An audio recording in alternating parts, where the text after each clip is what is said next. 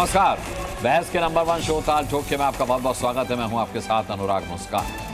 देखिए, बांग्लादेश में हिंदुओं पर हो रही हिंसा को लेकर अमेरिका के राष्ट्रपति पद का चुनाव जीत चुके डोनाल्ड ट्रंप तक चिंता जाहिर कर चुके हैं। लेकिन हमारे हिंदुस्तान में कुछ नेता हैं, बल्कि कुछ नेता ऐसे भी हैं, ये कहना ज्यादा ठीक होगा, जिन्हें बांग्लादेश में हो रही हिंदू विरोधी हिंसा के बारे में कुछ पता नहीं। इन नेताओं की लिस्ट में आज एक नाम और जुड़ गया है और वो नाम है फारूक अब्दुल्ला। फारूक अब्दुल्ला से आज पूछा गया कि बांग्लादेश में हिंदुओं पर हो रही हिंसा के बारे में आपका क्या कहना है, तो फारूक अब्दुल्ला ने हैरान कर देने वाला जवाब देते हुए कहा कि मैंने इसके बारे में नहीं सुना है, मुझे नहीं पता है, प्रधानमंत्री से पूछिए। इसके अलावा उन्होंने बांग्लादेश के कार्यवाहक पीएम मोहम्मद यूनुस की तुलना यूपी के सीएम योगी आदित्यनाथ से कर दी। तो क्या वाकई में फारूक अब्दुल्ला को बांग्लादेश के हालात के बारे में कुछ पता नहीं है, या फिर वो जानबूझकर मौन है? आज इन्हीं तमाम मुद्दों पर होगी बहस, और ये बहस इसलिए भी जरूरी है क्योंकि गाजा पर फारूक जैसे मुस्लिम नेताओं ने जमकर बयानबाजी की है। लेकिन ये वही फारूक अब्दुल्ला हैं जो अब कह रहे हैं कि बांग्लादेश में क्या हो रहा है मुझे तो कुछ नहीं पता। क्या उत्तर प्रदेश और बांग्लादेश में एक जैसे हालात हैं और मोहम्मद यूनुस को बचाने के लिए उनकी तुलना योगी आदित्यनाथ से की जा रही है? तो ठोकेंगे इन्हीं तमाम सारे मुद्दों पर ताल और पूछेंगे सवाल। लेकिन उससे पहले ये छोटी सी रिपोर्ट देखें।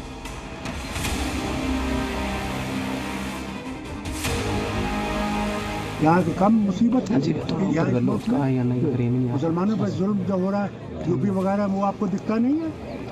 कैसे उनकी मस्जिदें गिराई जा रही हैं, मदरसे गिराए जा रहे हैं, घर गिराए जा रहे हैं, दुकानें गिराए, वो नहीं दिखता आपको? आतंकवादियों का साथ देने वाला, पत्थरबाजों का साथ देने वाला फारूक अब्दुल्ला को कांग्रेस ने, राहुल गांधी ने साथ लिया। ये पूछिए कि आज फारूक अब्दुल्ला क्यों ऐसी भाषा बोलता है। बांग्लादेश के हिंदुओं की रक्षा के लिए आज का बजरंगी तैयार है। मोदी जी 15 मिनट गेट खोल दो, बांग्लादेशियों का काम तमाम कर देंगे।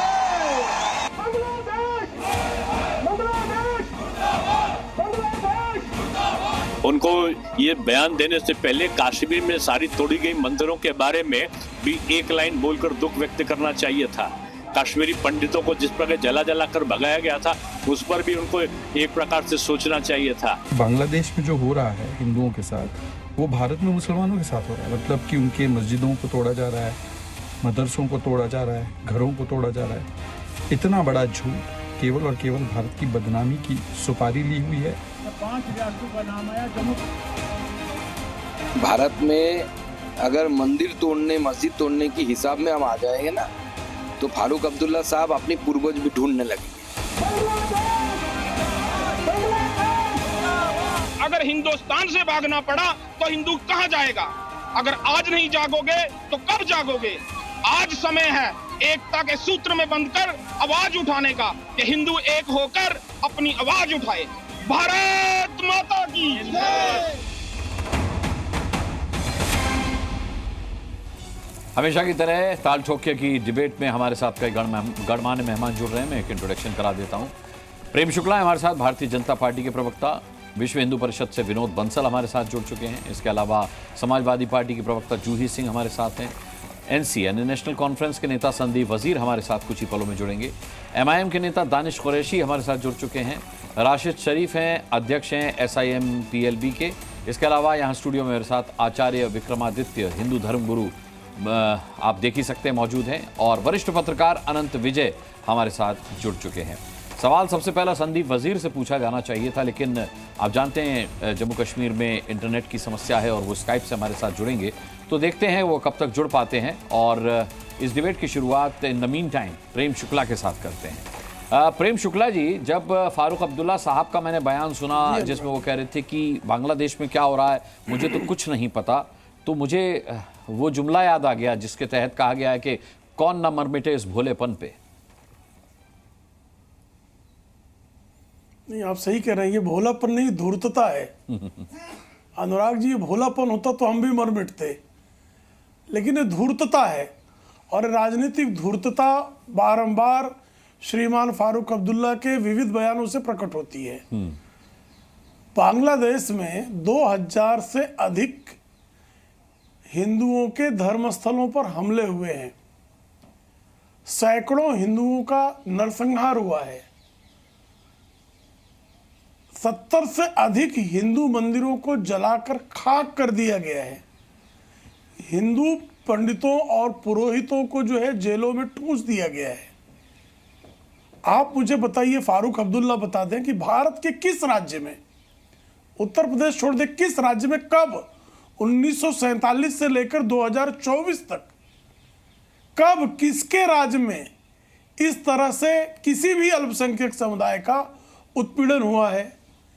सिर्फ जम्मू एवं कश्मीर में, कश्मीर की घाटी में फारूक अब्दुल्ला के शासनकाल और उसके बाद में आतंकवादियों के नियंत्रण वाली स्थिति में हिंदुओं पर हमले हुए, हिंदू मंदिर तोड़े गए, कश्मीरी हिंदू पंडितों को पलायन करना पड़ा, उनकी बहन बेटियों माताओं पर बलात्कार हुआ। हिंदू अल्पसंख्यकों के अलावा भारत में किसी भी प्रदेश में, किसी के भी शासनकाल में कहीं भी इस तरह का हमला हुआ हो, एक प्रमाण कोई भी लाकर पेश कर दे। उत्तर प्रदेश में एक भी मस्जिद जो वैध हो, उसको सिर्फ इसलिए तोड़ दिया गया हो कि वो मुसलमानों की इबादत गाह है।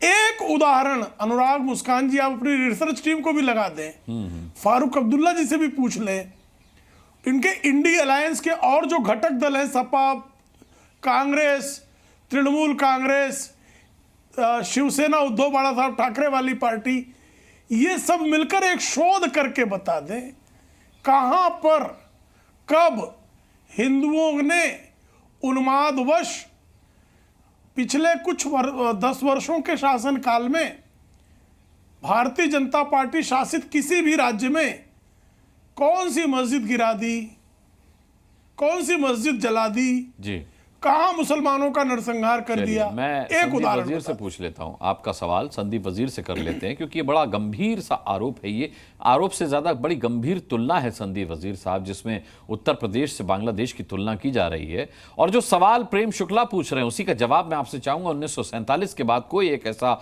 उदाहरण फारूक अब्दुल्ला साहब बता दें या संदीप वजीर आप बता सकें हमें, जब हिंदुओं ने डेलिबरेटली मस्जिद को तोड़ा हो, जब मुसलमानों को डेलिबरेटली मारा गया हो सिर्फ इसलिए कि वो मुसलमान है, जैसा कि बांग्लादेश में हो रहा है। और बांग्लादेश की स्थिति को जब बताया गया फारूक अब्दुल्ला साहब को, तो उन्होंने कहा हमारे देश में इससे भी ज्यादा बुरे हाल हैं। कहां की बात कर रहे हैं वो? इंडिया के किस कोने की बात कर रहे हैं? देखिए, कई एग्जाम्पल हैं जो दिए जा सकते हैं। अच्छा, लेकिन फारूक अब्दुल्ला साहब का जो कहने का मतलब ये था कि हम अपने देश की तरफ ज्यादा ध्यान दें और आगे पीछे क्या हो रहा है उसकी तरफ ज्यादा ध्यान देने की जरूरत नहीं है, ये उनका कहना है। उनके कहने का मतलब है हमारे देश में बहुत किस्म के इस वक्त मसले चल रहे हैं, तो हमें अपने मसलों के ऊपर ज्यादा ध्यान देना चाहिए। संदीप वजीर साहब, फारूक अब्दुल्ला पाकिस्तान की चिंता करें तो जायज है, लेकिन अगर हिंदुस्तान में रहने वाला बांग्लादेश में रह रहे हिंदुओं की चिंता करे तो वो उन्हें ठीक नहीं लगता। कब की उन्होंने पाकिस्तान की चिंता कब की? मैं बताता हूं, जब उन्होंने बताया था कि पाकिस्तान ने चूड़ियां नहीं पहनी हैं, तो वो पाकिस्तान की चिंता करना नहीं था, वो अपनी चिंता करना था। अच्छा, वो एक न्यूक्लियर मुल्क है। मतलब पाकिस्तान से डरते हैं फारूक अब्दुल्ला, जो अपनी चिंता करे पाकिस्तान से, उस चूहे जैसे देश से जहां सब चूहे रहते हैं और गधे बेचते हैं, उससे अपनी चिंता कर रहे थे। वो जो जंग होती है ना, जंग में नुकसान दोनों तरफ का होता है, तो वो नुकसान नहीं चाहते। कौन सी जंग हारा हिंदुस्तान पाकिस्तान से, जरा ये तो बताइए। हार जीत की बात ही नहीं है, नुकसान तो दोनों तरफ होता है ना। लोग इधर भी मरते हैं, उधर भी मरते हैं, दोनों तरफ मरते हैं ना। हाँ। तो इस वजह से उन्होंने कहा था कि अगर वहां से कुछ होता है तब भी हम मारे जाएंगे, अगर यहाँ से कुछ होता है तब भी हम मारे जाएंगे, दोनों तरफ से हम ही मारे जाएंगे। वो बॉर्डर स्टेट जम्मू कश्मीर की बात कर रहे हैं, ये उनका कहने का मतलब था। और तो ये बांग्लादेश में भी तो हिंदुओं के खिलाफ जंग चल रही है, वो फारूक साहब को दिखाई नहीं देती। वो कह रहा है मुझे इल्म ही नहीं है बांग्लादेश में क्या हो रहा है। हाँ, तो नहीं होगा, उनकी बात को मानना चाहिए इस बात से। वो झूठ तो नहीं बोलेंगे। इतने दानिशमंद आदमी है वो, इतने वर्ल्ड रिनाउंड लीडर है वो, अगर उनको किसी बारे में बात नहीं पता है तो फिर काहे कि वर्ल्ड रिनाउंड लीडर रह गए, जब बांग्लादेश में क्या हो रहा है यही नहीं पता, तो इतने दानिशमंद होने का मतलब क्या रह गया फिर? इतने दानिशमंद होने का मतलब क्या रह गया फिर कि जब पड़ोस में क्या हो रहा है यही नहीं पता आपको? तो वो इसलिए नहीं पता है उनको क्योंकि हमारे हमारे अपने मसले बहुत है, उनका अच्छा। ध्यान अपने मसलों की तरफ लगा हुआ है।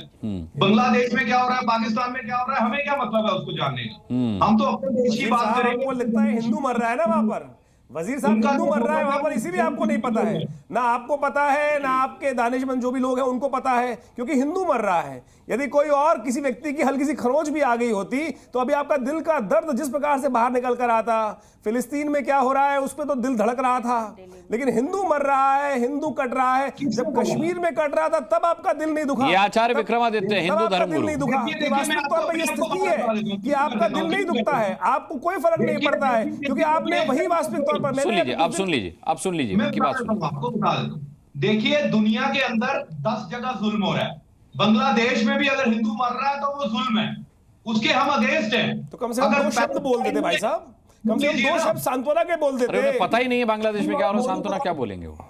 बोल ही तो रहा हूं सर। हाँ। अगर बांग्लादेश में हिंदुओं के ऊपर अत्याचार हो रहा है तो वो गलत है, बहुत ही दुखद बात है ये। अगर मतलब इतने बड़े उन्हें जानकारी नहीं है सर। हाँ, उन्हें जानकारी नहीं है, इसीलिए वो अगर लगा रहे हैं। टीवी में जानकारी मिल रही है, अब जानकारी मिल गई ना, अब तो जानकारी हो गई आपको, अब जानकारी मिल गई ना। अभी आप देख रहे हैं क्या स्थिति टीवी पर दिखाई जा रही है, कैसे मकान जलाए जा रहे हैं, अब जानकारी हो गई ना। अभी भी अगर कह रहे हैं आप, या विश्वास सूत्र आपके। अच्छा चलिए, अभी बोलने दीजिए, बोलने दीजिए। आपकी बात मैंने मान ली, आपकी बात मैंने मान ली कि वहां पे गलत हो रहा है, जुल्म हो रहा है, हम आपके साथ हैं।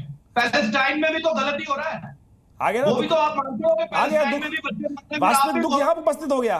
ये ड्रामेबाजी बोलते हैं भाई साहब, इसको बोलते हैं ड्रामेबाजी, इसको बोलते हैं ड्रामेबाजी। जो ड्रामेबाजी करने के लिए यहाँ उपस्थित हो जाते हैं इस देश के अंदर राजनीति करते हुए, ड्रामेबाजी की जो इंतहा पहुंच जाती है ना, वो उसको इसको ये बोला जाता है। जो एनसी इसमें माहिर है, जो एनसी वाले लोग जो है वो इसके अंदर बहुत माहिर है। और अब्दुल्ला साहब को ठीक है, संदीप जी को बात खत्म कर रहे दीजिए, संदीप जी को बात कर। मसलों पे कम ध्यान दे तो ज्यादा बेटर होगा। हमारा तो ये कहना है कि हम अपने मसलों पे ज्यादा ध्यान दे तो ठीक रहेगा। तो आप कश्मीर में क्यों मरवाए थे लोग भाई साहब? अरे छोड़िए, खबर थी जेकेएलएफ के एक बयान है कि जिसके अंदर एक व्यक्ति बोल रहा है कि जेकेएलएफ के सदस्य है वो, और जेकेएलएफ के सदस्य लेकर जिस प्रकार से हिंदुओं का नरसंहार वहां कराया था, वो वास्तविकता देख लो क्या स्थिति थी। बोला ये कौन सी बात आप रिलेट कर रहे हैं? आप जाके देख लीजिए ना, आपको तो जानकारी नहीं होती, सब जानकारी लेनी पड़ती है ना, बहुत सारी चीजें पढ़ना। अच्छा ठीक है संदीप वजीर, अब ये बताइए, आपने कहा था बहुत से उदाहरण दिए जा सकते हैं, ऐसा जो बांग्लादेश में हो रहा है वो हमारे हिंदुस्तान में भी हो रहा है। संदीप वजीर साहब छोड़िए आचार्य विक्रमादित्य को छोड़िए, अभी इनको छोड़िए, मेरी बात का जवाब दीजिए। आपने शुरू में कहा कि बहुत से ऐसे उदाहरण दिए जा सकते हैं इंडिया के, जो बांग्लादेश में हो रहा है वो यहां पर भी हो रहा है, जरा एक आध दो उदाहरण दीजिए तो सही, क्या हो रहा है? क्यों सर, जो गुजरात में दंगे हुए वो क्या उदाहरण नहीं है? बाबरी मस्जिद टूटी वो उदाहरण नहीं है? अच्छा। सिख दंगे दिल्ली में हुए वो उदाहरण नहीं है? अच्छा। ये सब उदाहरण नहीं है आपके सामने? हाँ, ये तीनों उदाहरण तो दे दिए मैंने आपको, 3 उदाहरण मैंने दे दिए जो मुझे लाइव पता है, जो मेरी आंखों के सामने हुए हैं। जम्मू के अंदर भी दंगे हुए थे, वो भी लाइव मैंने देखा है। तो ये उदाहरण दे रहा हूं मैं आपको, और कितने उदाहरण चाहिए? 3 उदाहरण तो मेरे सामने आपको मैंने दे दिए। बताइए क्या गलत बोल रहा हूँ, या मेरे फैक्ट से कोई अलग बात बोली है तो आप मुझे करेक्ट कर दीजिए। बताइए, मैंने नहीं बोला ये क्या ये फैक्ट नहीं है? इसके अलावा भी बहुत कुछ फैक्ट है, आपने केवल अपने अपने हिस्से का फैक्ट निकाल लिया सर, जो बोलना था। और बताइए ना क्या है, मुझे बताइए। मैं ये मौका प्रेम शुक्ला को दूंगा, मैं क्योंकि वही ऑफिशियल स्पोक्स पर्सन है। जिस सरकार से आप अपने देश की चिंता करने की उम्मीद और इल्तजा कर रहे हैं, इल्तजा पर इल्तजा मुफ्ती भी याद आ गई मुझे, खैर उनका जिक्र मैं करूंगा। लेकिन प्रेम शुक्ला, कुछ एक उदाहरण दिए हैं संदीप वजीर साहब ने, जो ये बता रहे हैं कि बांग्लादेश से बुरे हालात हैं इंडिया में। वो भी लंपटतापूर्ण उदाहरण है, ये छल पूर्वक किए गए उदाहरण है। बाबरी पहले तो मस्जिद नहीं थी, विवादित ढांचा था। आप एक मस्जिद दुनिया में दिखा दीजिए जहां वरा यानी सूअर की मूर्ति हो, एक मुझे मस्जिद दिखा दीजिए पूरी दुनिया में। सबसे भाई शूकर जो होता है वो इस्लाम में अस्पृश्य है।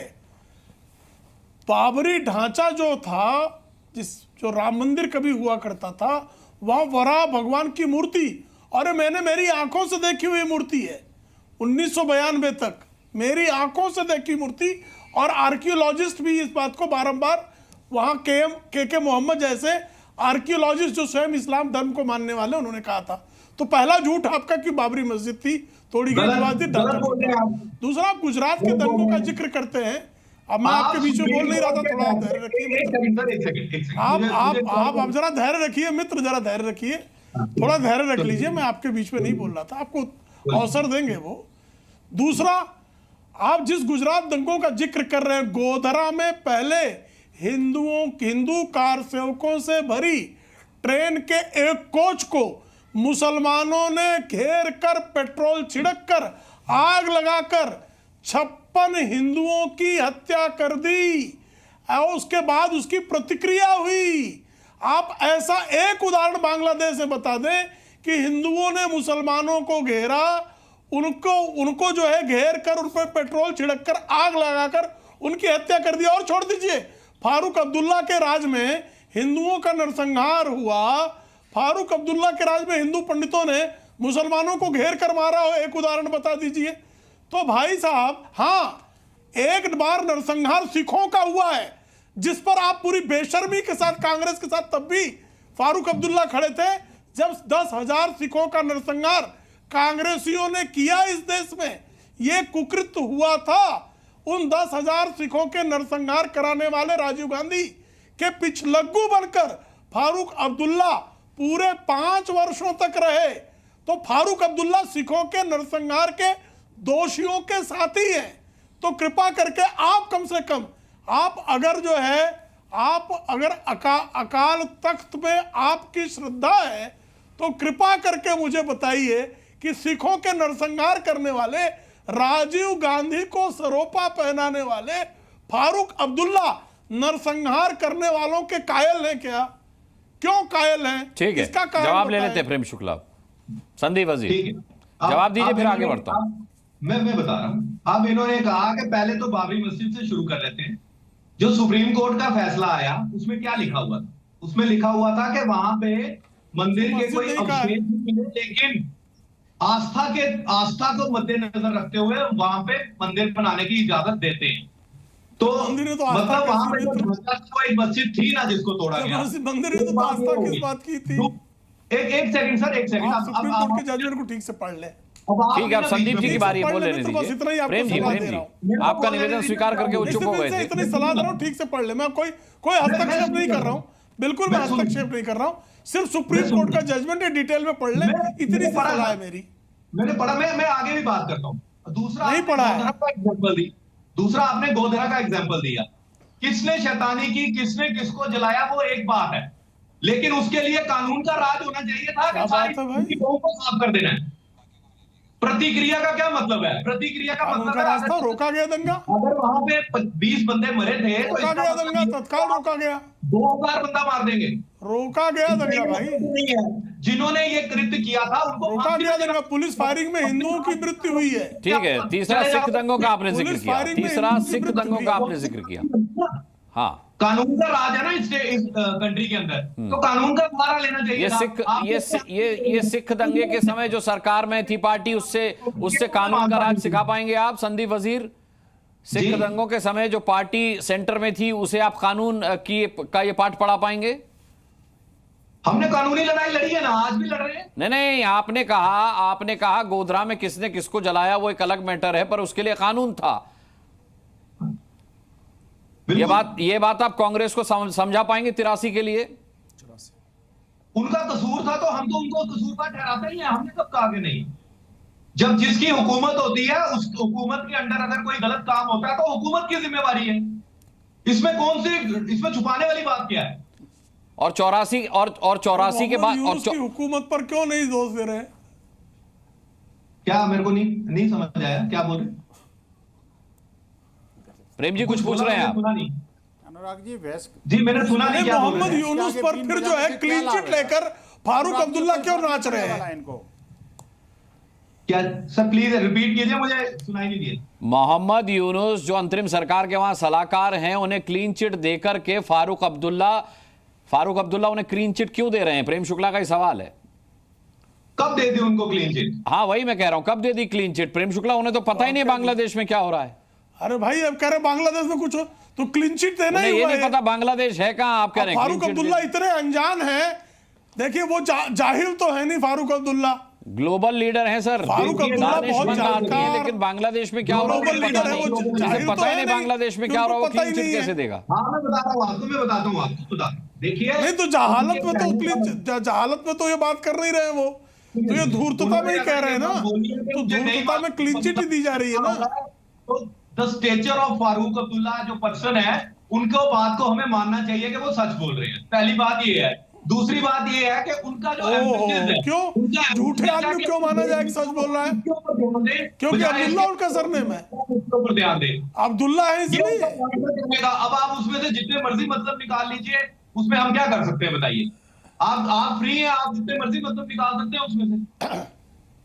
ठीक है, उनको यूपी में जो घटना नहीं हो रही उसकी उनको जानकारी है, बांग्लादेश में जो घटनाएं हो रही उसकी जानकारी नहीं है। ये धूर्तता है। प्रेम शुक्ला साहब, मेरी बात सुनिए। जरूरी तो नहीं होता कि अगर आपको 500 चीजें वजीर साहब, वही बता रहा हूं मैं। उत्तर प्रदेश में क्या हुआ है बताइए ना। उत्तर प्रदेश में कौन सी मस्जिद तोड़ दी गई? पिछले योगी जी के कार्यकाल में कौन सी मस्जिद तोड़ी गई? जरा नाम बताइए। अब योगी जी के कार्यकाल की तुलना की ना उन्होंने। नहीं, योगी जी के कार्यकाल। ठीक है, दानिश कुरैशी से पूछ लेते हैं। दानिश कुरैशी साहब, फारूक अब्दुल्ला कह रहे हैं कि बांग्लादेश से बुरे हालात अपने कंट्री में हैं। क्या आपको ऐसा लगता है? फारूक अब्दुल्ला को दानिशमंद इंसान भी बता रहे हैं संदीप वजीर। आप भी दानिश ही हैं। देखिए, एक्चुअली में वो दानिशमंद और दानिश नाम होना तो अलग चीज है। बहरहाल ये है अनुराग जी, मैं आपको एक बात बताऊं। देखिए, सबसे पहली बात तो यह है कि फारूक अब्दुल्ला साहब ने क्या कहा है उसके लिए तो एनसी के प्रवक्ता यहाँ बैठे हैं, तो खैर उनकी बात कर लेंगे। लेकिन मैं ये कह रहा हूँ कि हमारे यहाँ जो कंपैरिजन चल रहा है बांग्लादेश वर्सेस इंडिया, तो मैं समझता हूँ कि भारत का स्ट्रक्चर कहीं बहुत बड़ा है बांग्लादेश के मुकाबले।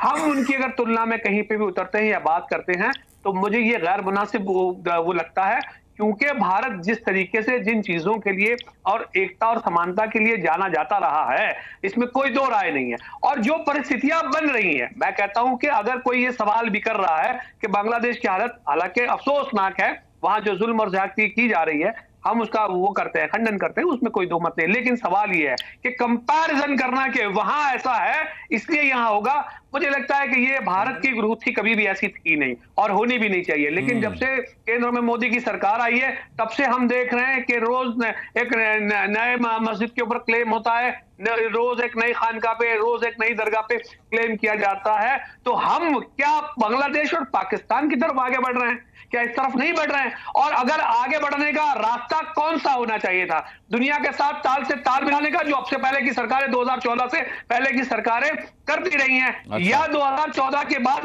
वापस रिवर्स जा रहे हैं? हम कहां जा रहे हैं?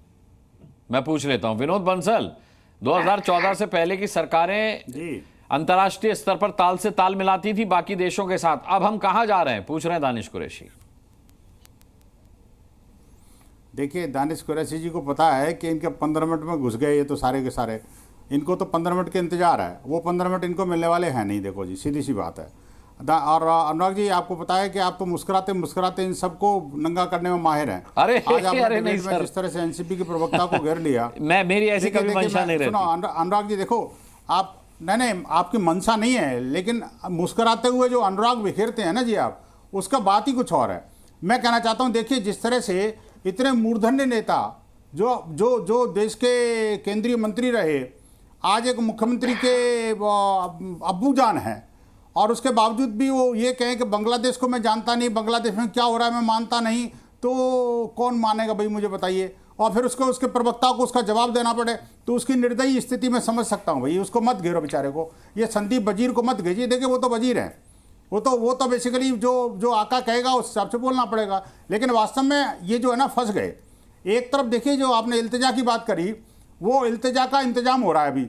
आप देखिए कि उनका इल्तिजा का इंतजाम स्वयं उन्होंने मुफ्ती मोहम्मद सईद ने कर दिया।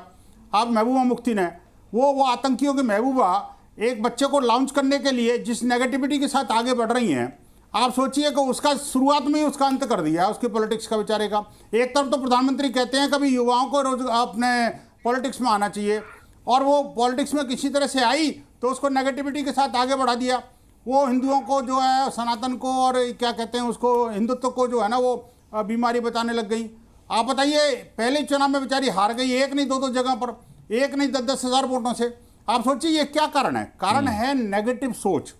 अनुराग जी, बड़ी इंपॉर्टेंट बात यह है कि जो नेगेटिविटी के साथ जो कश्मीर के ये मुट्ठी भर नेता हैं ना, जो कश्मीर को बर्बाद करने पर तुले हुए थे, इन्हीं के इन मंसूबों के कारण ही तो वो अपने चावल के टैंक में गोली मार करके, जिस तरह से हत्या करके, और वो लहू से सने हुए चावल उसकी पत्नी को खिलाए गए थे मृतक की। आप सोचिए वो दृश्य जो है, क्या कोई दुनिया का आदमी भूल सकता है क्या? लेकिन उन दृश्यों को पर्दा डालने का काम ये लोग कर रहे हैं। अपने कुकर्मों को और कश्मीर घाटी के अंदर जिस तरह से हिंदुओं का नरसंहार हुआ, उस पर अपने पर्दा डालने के लिए, और बांग्लादेश में जो कुछ हो रहा है उस पर पर्दा डालने के लिए भारत से कंपैरिजन कर रहे हैं। अरे भाई, भारत से कंपैरिजन होते तो तुम बोल ही नहीं पाते। आप देखिए मेरे पैनल के अंदर, अगर आप देखते हैं इन पैनल में प्रवक्ता कौन कौन सी पार्टी के हैं, कहाँ के हैं, आप सोचिए ना, और कितना समय आपने दे दिया हिंदू समाज के लिए। तो आपने आधा घंटे के बाद मेरा नंबर आया है। नहीं अभी आधा घंटा ये है हिंदुस्तान का जो है ना, वो जो अल्पसंख्यक का, नहीं मैं वही तो कर रहा हूँ। देखिए बाकी लोगों का नंबर तो पहली बार आया है, नहीं तो अभी तो आप सिर्फ दानिश भाई का भी 15 मिनट के बाद ही आया, वो क्लैरिफिकेशन दे नहीं पाए। दानिश जी का भी 15 मिनट के बाद ही आया। दानिश भाई का तो आया।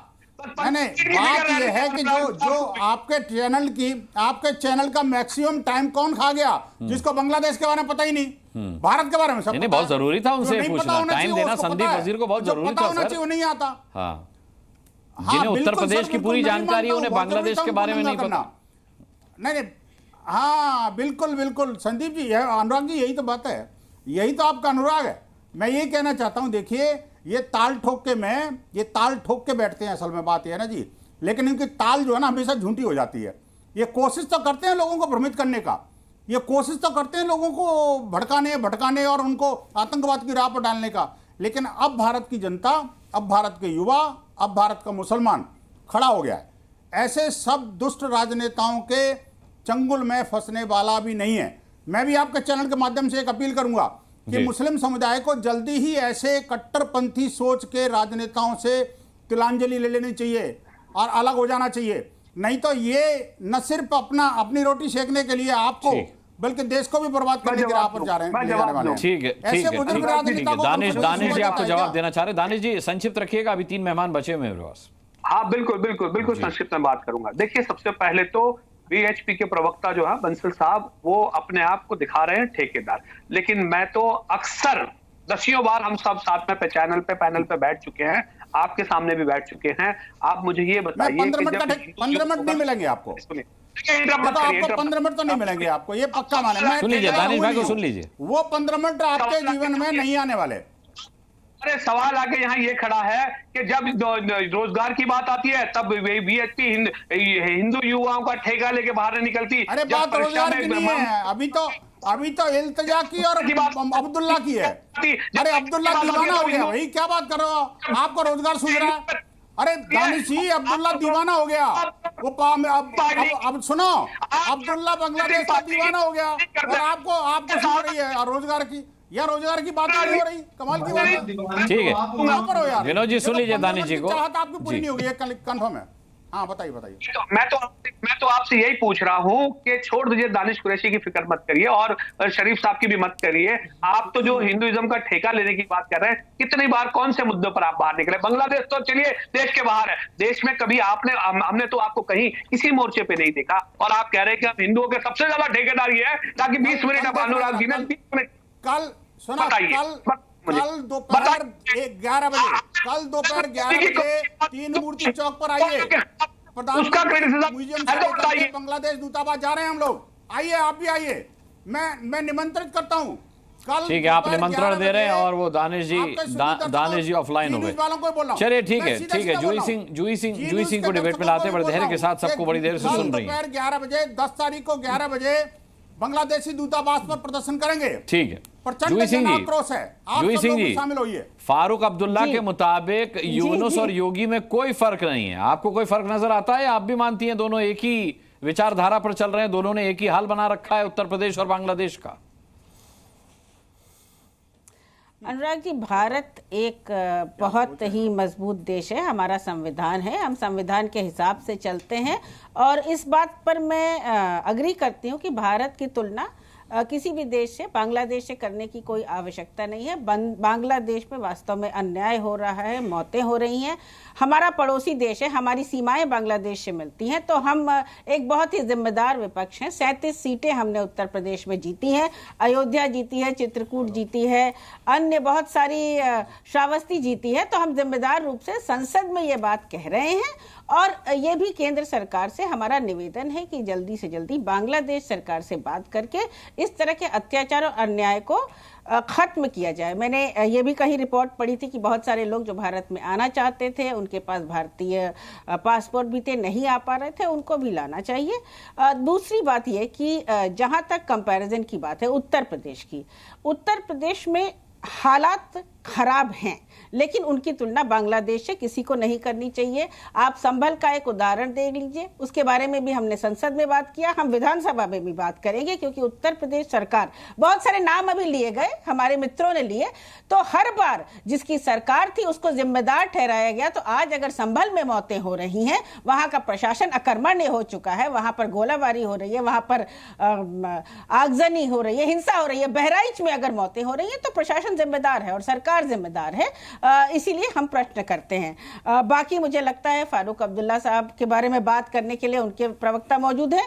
हाँ, इल्तिजा मुफ्ती और फारूक अब्दुल्ला अलग अलग पार्टी से हैं, अभी दोनों का नाम साथ साथ लिया जा रहा था, तो मैंने सोचा ये करेक्ट कर दूं मैं। जी विनोद जी कुछ कहना चाह रहे हैं? जी आप बताएं, आप तो इतनी देर से बोल रहे थे। जी बोले। जूही जी मैं कह रहा हूं कि संभल के दंगल में क्या वो पत्थरबाज जिम्मेदार नहीं है क्या, जो सैकड़ों की संख्या में आकर के और आपके ही पुलिस के जवानों को मार रहे थे? क्या वो जिहादी तत्व जिम्मेदार नहीं है क्या, जो न्याय के बीच में अड़ंगा लगा रहे थे?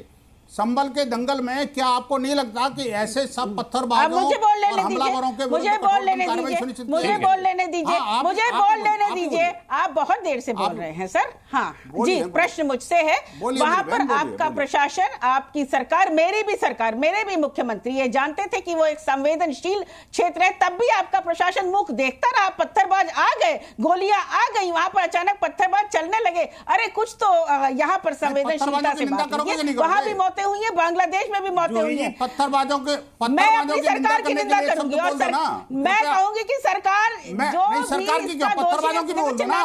और वो जिहादी जो हिंसक वातावरण बना रहे थे, जो हिंसक जिहादी वहां पर हिंसा का तांडव कर रहे थे, बात खत्म कर रहे थे। बोल दो मेरी बहन, आप तो मानवता के पुजारी है ना। आप मुख्यमंत्री भाई, वो आपके बीच में नहीं बोली विनोद बंसल, वो चुपचाप सुनती रही। आप उनकी बात सुन लीजिए, आपके सवाल का जवाब दे रही हैं, सुन लीजिए। आपत्ति दर्ज कराने के लिए समय दूंगा मैं आपको। हाँ बोलिए ना। जी, आप ये अलग से आपत्ति दिला रहे हैं, मुझे कोई प्रॉब्लम नहीं है। वहां का प्रशासन, वहां का शासन जो भी दोषी है उसके ऊपर कार्रवाई करे, और अगर ये मेरे ऊपर चिल्लाएंगे तो इनको आप इस पैनल से कृपया बाहर कर दीजिए या मुझे कर दीजिए। इस तरह का दोनों ही मेरे लिए सम्मानित है। मैं पसंद करती हूँ जो जी। नहीं बहन, धन्यवाद। मैं नहीं चिल्लाता, मैं बहन को नहीं चिल्ला रहा, मैं तो सिर्फ आपके। अरे भाई विनोद बंसल शांत हो जाइए, बोल लेने तो दीजिए। आपकी मंशा साफ हो गई, अब आप बोल लेने दीजिए। जूही जी बात खत्म कीजिए।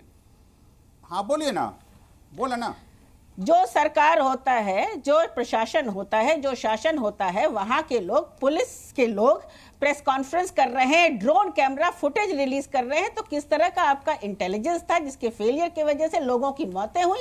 जो भी गुनाहगार है उसके ऊपर आप कार्रवाई करिए, लेकिन यदि कोई सांसद वहां नहीं था, उस पर FIR करते हैं तो हम संसद में प्रश्न करेंगे, और संसद में कर रहे हैं, हम ऑन रिकॉर्ड कर रहे हैं। हम इधर उधर जाकर के डिबेट पर चिल्ला नहीं रहे हैं, ना तो हम कहीं कंपैरिजन कर रहे हैं।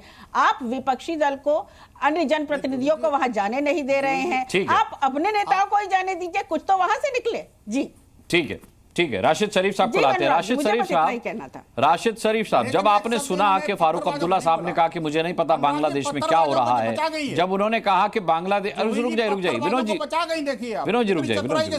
तो जब उन्होंने कहा कि बांग्लादेश में क्या हो रहा है मुझे नहीं पता, जब उन्होंने कहा कि भाई हमारे देश के हालात कोई कम खराब नहीं है, तब राशिद शरीफ साहब आपको फारूक अब्दुल्ला साहब पर हंसी आई, गुस्सा आया, या कुछ भी नहीं आया? आप भी ये कह सकते हैं कि कौन फारूक अब्दुल्ला, जैसे उन्हें नहीं पता कि कौन बांग्लादेश। आपने ये भी कह सकते हैं कि मैंने सुना नहीं फारूक अब्दुल्ला का बयान। नहीं, मैं तो बांग्लादेश भी सुनता हूँ सर, और ऐसा यूपी भी सुनता हूँ, और यहाँ के हालात भी मालूम मेरे को, वहाँ के भी हालात मालूम मेरे को। मैं शुक्ला साहब से और बंसल साहब से एक बात, और पंडित जी से भी बोलना चाहूँगा सर, कश्मीरी पंडितों के लिए आप लोग जो टीवी पे बैठ के ये बताइए कि तीनों मिलके करे क्या? जब आपकी गवर्नमेंट है, वीएचपी, आरएसएस, बीजेपी इतने बड़े ताकत, इतने बड़े डिबेट्स में बैठ के करे क्या? मेरा सवाल वो लोगों के लिए आप करें, छोड़ दो हमारे लिए। हम क्या कैसा मंदिर, मस्जिद, दरगाह, मदरसा वो सब छोड़ दीजिए। सिर्फ आपके अपने पंडितों के लिए आप लोग क्या करें? बीजेपी क्या करी, आरएसएस क्या करी, वीएचपी क्या करी? अरे तुम लोग बैठने के लिए तो भी पब्लिक के सामने आने के लिए भी थोड़ा शर्म करना करे क्या? तुम लोग बताइए। केवल एक छोटा सा काम के लिए बात करना है, केवल अपनी कौम को ये कह दीजिए कि आतंकवादियों का साथ देना, उनको मदरसा में पढ़ाना, उनको मदरसे में सरपरस्ती देना छोड़ दें। केवल इतना सा काम यदि हो जाए ना, तो फिर किस देश में कोई बेघर नहीं होगा। यही काम है, कोई बम नहीं फटेगा।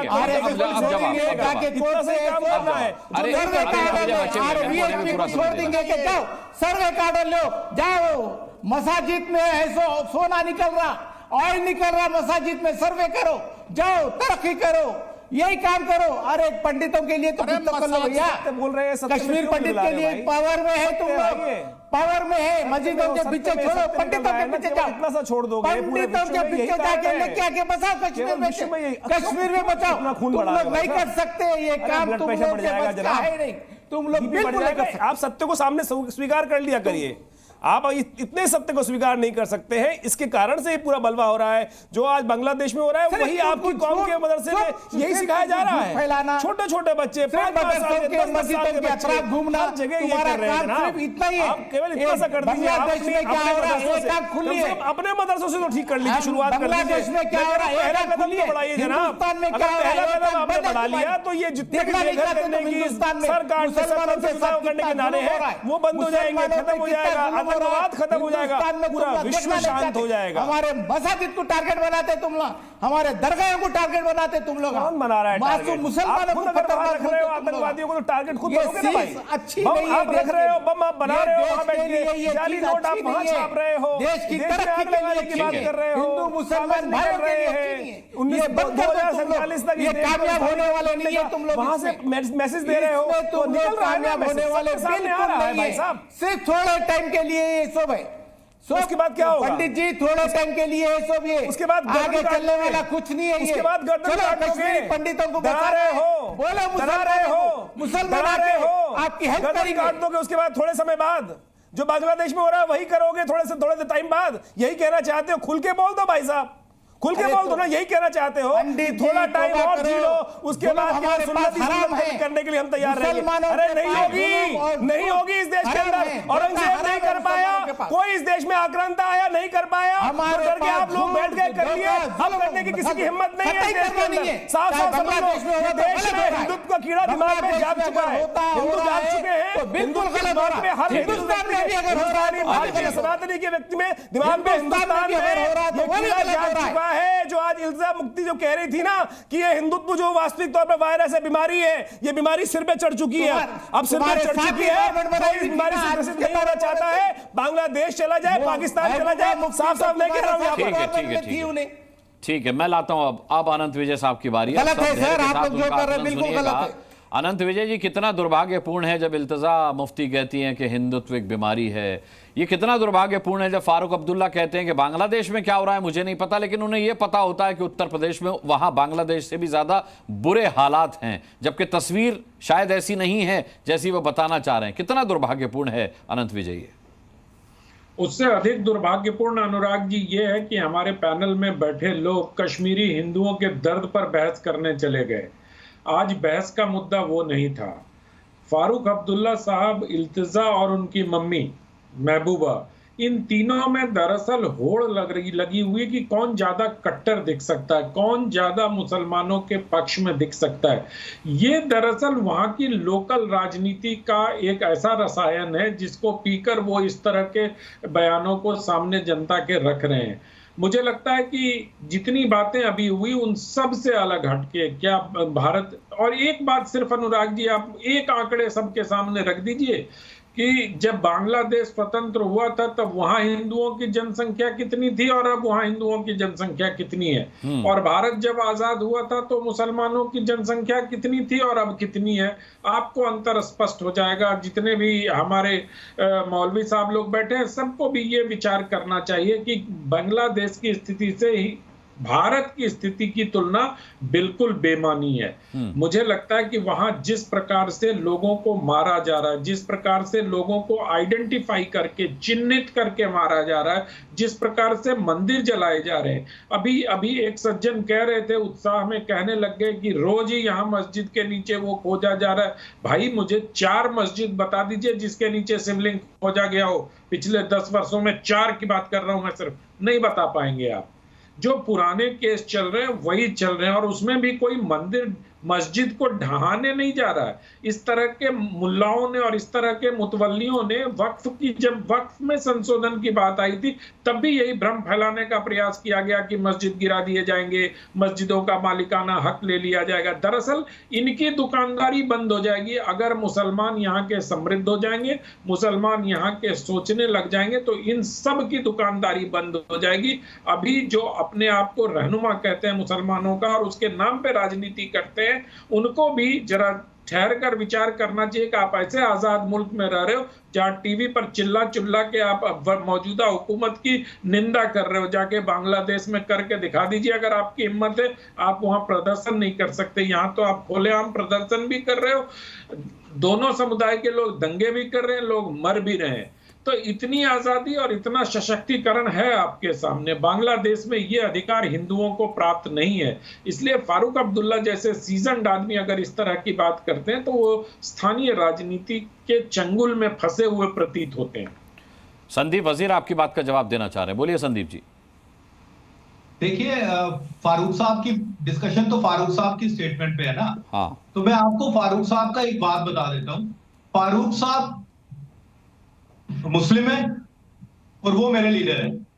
अगर मैं एक यंग लड़का हूं, अगर मैं ये चीज देखता कि फारूक अब्दुल्ला जरा सा भी कॉमनल आदमी है तो मैं कभी भी फारूक अब्दुल्ला को फॉलो नहीं करता। फारूक अब्दुल्ला जहां जाते हैं जम्मू के अंदर बीजेपी के लोगों से भी अगर आप पूछोगे या जम्मू के हिंदू पूछोगे कि फारूक अब्दुल्ला, तो हर एक आदमी इतने सारे केस दर्ज हो जाएंगे कि वो भागना पड़ेगा उनको। विनोद जी स्काइप पर है, उनकी आवाज नहीं आएगी। हाँ, उससे बड़ा सेकुलर आदमी कोई भी नहीं है। ये फारूक अब्दुल्ला जम्मू का आप एक हिंदू से जाके पूछ सकते हैं। और अगर हो सकता है क्या अनुराग जी, कितनी बड़ी बात है। प्रेम शुक्ला का रिएक्शन लेना चाहूंगा इस पर। प्रेम शुक्ला जी, आपकी गलतफहमी अब दूर हो जानी चाहिए। संदीप वजीर नेशनल कॉन्फ्रेंस के प्रवक्ता ये कह रहे हैं कि फारूक अब्दुल्ला से ज्यादा सेक्युलर आदमी कोई नहीं है। वो तो अब्दुल्ला है। बिल्कुल नहीं है, बिल्कुल नहीं है। उनसे ज्यादा अपने नेता को सर्टिफिकेट देना चाहे दे सकते हैं वो, लेकिन उनके सर्टिफिकेट की कोई वैल्यू नहीं है। फारूक अब्दुल्ला बेहद, उनके पिता शेख अब्दुल्ला, फारूक अब्दुल्ला, उमर अब्दुल्ला, तीनों पीढ़ियां बेहद कट्टर सांप्रदायिक, विकृत सांप्रदायिकता की हद तक सांप्रदायिक है। और ये बारंबार इस देश में महसूस किया है। शेख अब्दुल्ला ने भारत की पीठ में छुरा घोंपने का कुकर्म किया, ये पंडित जवाहरलाल नेहरू ने कहा। और शेख अब्दुल्ला गद्दार थे, ये देश बारंबार कहता है। फारूक अब्दुल्ला के वालिद, फारूक अब्दुल्ला के बाप शेख अब्दुल्ला गद्दार थे, पाकिस्तान के दलाल थे। ये तो पंडित जवाहरलाल नेहरू कहते थे। ठीक है, मुझे लगता है अंततः फैसला जनता जनार्दन को छोड़ देना चाहिए, स्वयं भी जो है क्योंकि मैं इस देश से गद्दारी करते रहे। ठीक है, राजनेता और राजनीतिक पार्टियां जनता जनार्दन को भले ही मूर्ख समझें, लेकिन मैं ये मानता हूं कि जनता कभी मूर्ख नहीं होती। इसीलिए जनता को जनार्दन कहा गया और उसी की सोच पर हम ये फैसला छोड़ देते हैं कि कौन बयान दे रहा है और किस मंशा के साथ दे रहा है और उसके क्या मायने हैं, ये जनता अपने आप समझ लेगी। ताल ठोके में सभी पैनलिस्ट का बहुत बहुत धन्यवाद करना चाहूंगा। आज का समय इतना ही। आप दर्शकों का भी ये डिबेट देखने के लिए बहुत बहुत धन्यवाद करना चाहूंगा। कल शाम 5 बजे फिर एक मुद्दे पर ठोकेंगे ताल और पूछेंगे सवाल। तब तक के लिए अपना बहुत बहुत ख्याल रखिएगा। मुझे इजाजत दीजिए। नमस्कार।